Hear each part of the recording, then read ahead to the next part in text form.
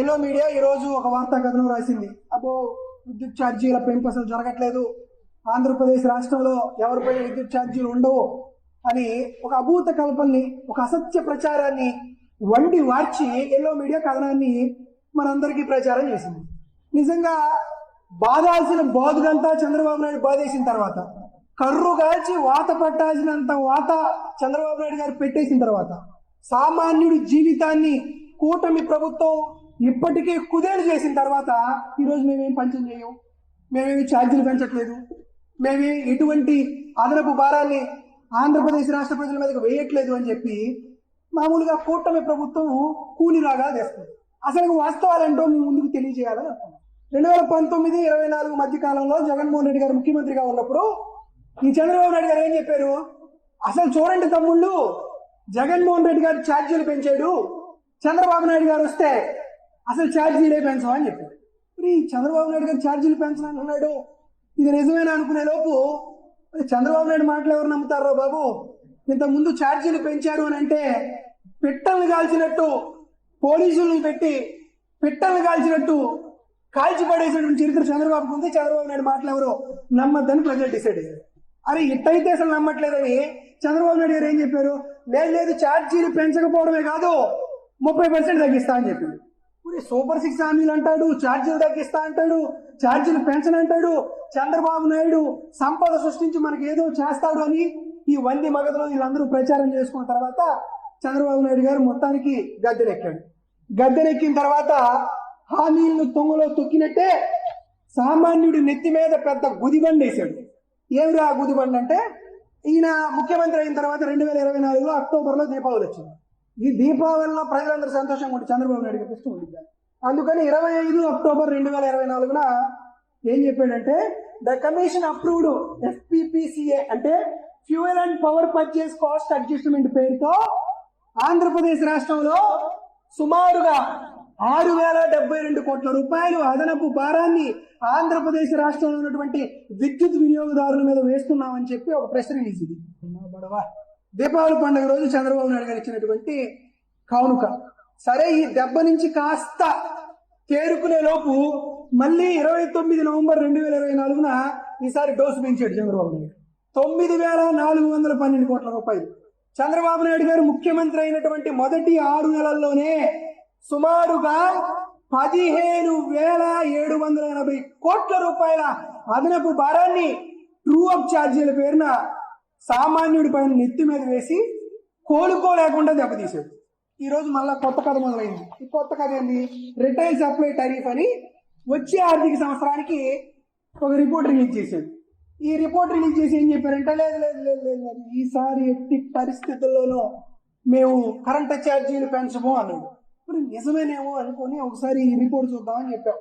ఈ రిపోర్ట్ 347 పేజీలు ఉంది. పాపం ఎవరు చదువుకోలేరేమో అని చూసుకుంటే ఏ పేజీ నెంబర్ 153లోకి వెళ్దాం. పేజీ నెంబర్ 153లో చంద్రబాబు నాయుడు చేసినటువంటి ఒక గిమ్మిక్కు. నిజంగా మాయల మాంత్రికుడు కూడా, ఫకీర్ కూడా ఇప్పుడు ఇట్లాంటి పనులు చేయరు. ఏం చెప్పారు ఆయన అద్భుతంగా. ఇంతకుముందు హెచ్డి కనెక్షన్స్ అంటే హై టెన్షన్ కనెక్షన్స్ ఉన్న వాళ్ళకి పీక్ అవర్స్ అంటే ఉదయం 6 గంటల నుంచి 10 గంటల వరకు, సాయంత్రం 6 గంటల నుండి రాత్రి 10 గంటల వరకు పీక్ అవర్స్ ఉంటుంది. ఈ పీక్ అవర్స్ లో ఎవరైనా సరే కరెంట్ ఎక్కువ వాడితే సాధారణ ఛార్జీల కంటే ఎక్కువ ఛార్జీలు ఇస్తారనమాట. దీనికి చంద్రబాబు నాయుడు గారు ఏం చేశారంటే, హై టెన్షన్ కనెక్షన్స్ కాదు, ఈసారి లో టెన్షన్ కనెక్షన్స్ కూడా, అదేవిధంగా కమర్షియల్ పర్పస్ కు వాడుకునేటువంటి చిరు వ్యాపారులకు కూడా దీనికి అప్లై చేద్దాం అన్నారు. 30 లక్షల కుటుంబాలు ఫట్.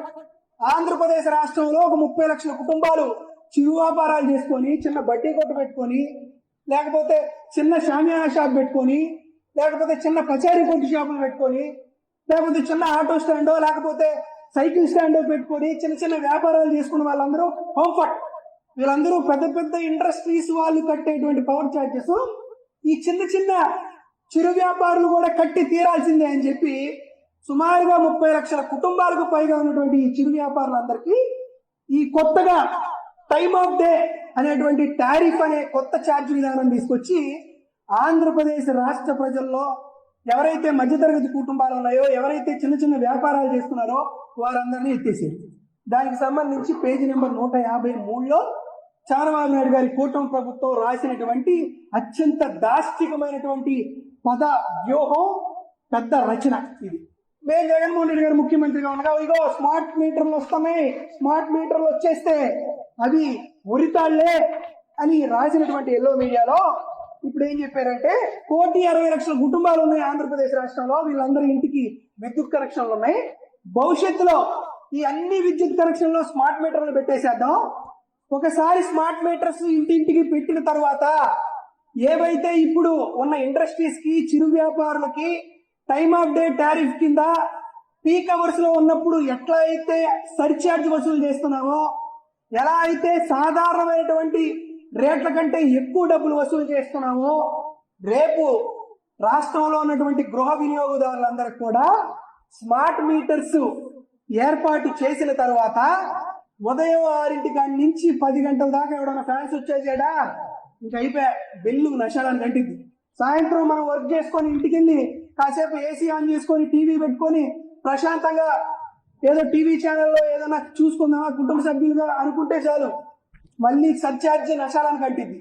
చంద్రబాబు నాయుడు గారి సంపద సృష్టించడం కాదు, బడుగు బలహీన వర్గాలు, సామాజిక మాధ్యమిక దాంట్లో చదువుతున్నటువంటి కుటుంబాలు ఎవరైతే 4 రూపాయలు సంపాదిస్తున్నారో వారు సంపాదించిన సంపదన మొత్తం హం ముటకాయ స్వాహ అని మింగడానికి చంద్రబాబు నాయుడు గారు చేసినటువంటి మరో కుట్రపూరితమైనటువంటి విధానమే ఏపీఈఆర్సీ ఇచ్చినటువంటి నివేదికలో సుస్పష్టంగా అర్థమవుతుంది. ఆంధ్రప్రదేశ్ రాష్ట్రంలో చంద్రబాబు నాయుడు గారు తను చెప్పినట్లే నేను 95 మోడల్ చంద్రబాబు నాయుడు గారు అంటారు. అంటే 95, 2004 మధ్య కాలంలో చంద్రబాబు నాయుడు గారు ఏదైతే చెప్పారో, అంటే అంగన్వాడీ వాళ్ళని గుర్రాలతో తొక్కించాలని చెప్పాడో, విద్యుత్ ఛార్జీలను పెంచారు అన్న వ్యక్తుల్ని పోలీసుల చేత కాల్చి చంపారు, బషీర్బాగ్ దగ్గర జరిగినటువంటి మారణ హత్యాకాండకి చంద్రబాబు నాయుడు గారు ఎట్లా పూనుకున్నాడో అదే విధమైనటువంటి మోడల్ రూపంలో చంద్రబాబు నాయుడు చేస్తున్నటువంటి దుష్ట పన్నాగాన్ని ఆంధ్రప్రదేశ్ రాష్ట్ర ప్రజలందరూ గమనించవలసిందిగా కోరుతున్నాం. వైఎస్ఆర్ కాంగ్రెస్ పార్టీ నుండి చాలా స్పష్టంగా డిమాండ్ చేస్తున్నాం. ఎన్నికల సమయంలో మీరు ఇచ్చినటువంటి హామీలు, మేము వస్తే విద్యుత్ ఛార్జీలు పెంచామని మీరిచ్చిన హామీని ఖచ్చితంగా అమలు చేయండి. 15,000 కోట్ల రూపాయల సర్ఛార్జీని మీరు తొలగించి వచ్చే నెలల్లో వాటన్నిటిని రౌండ్ ఆఫ్ చేసిన దాన్ని వెనక్కి తీసుకోండి. దాంతో పాటు మీరు చెప్తున్నటువంటి ఈ టారిఫ్ డే టైం ని ఖచ్చితంగా దాన్ని మీరు అంతమొందించి నిరోధించి సామాన్యుల పైన, చిరు వ్యాపారుల మీద చేసేటువంటి ఈ దాష్టికాన్ని, ఈ దమనకాండని, మీరు చేసేటువంటి ఈ వడ్డింపుని, మీరు చేసేటువంటి బాధ్యుల్ని వెనక్కి తీసుకోండి అని కోరుతున్నాం. ఒకవైపు హామీల కోత, మరోవైపు విద్యుత్ ఛార్జీల మోతతో చంద్రబాబు నాయుడు గారి బాదుడే బాదుడు కార్యక్రమాన్ని కానీ మీరు ఆపేయకపోతే ఆంధ్రప్రదేశ్ రాష్ట్ర ప్రజలు రానున్న రోజుల్లో మీ వీపుని విమానం మోత మోగిస్తారు అనే విషయాన్ని మీ అందరికీ తెలియజేస్తున్నా.